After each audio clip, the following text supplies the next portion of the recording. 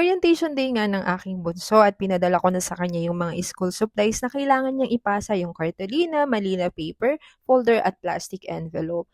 So yung grooming kit niya, guys, yung box pinili ko sa Shopee. So ayan yung laman.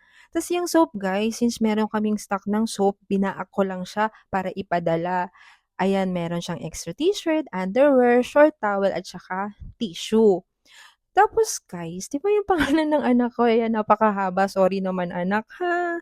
Tapos yung mga school supplies niya, ayan yung mga gamit niya. Gamit niya pa yan nung summer, so ayan muna yung pinagamit ko sa kanya. Para if ever na mapudpod, mabali, meron pa siyang extra dito sa bahay. Yan muna yung papagamit ko para at least hindi naman masayang. So tubig lang pinababaon ko sa kanya guys kasi dito sa bahay nakakapag-juice din. So baka maparami naman yung kanyang pag-intake. Biscuits lang yung pinabaon ko kasi meron naman siyang breakfast at saka lunch bago pumasok.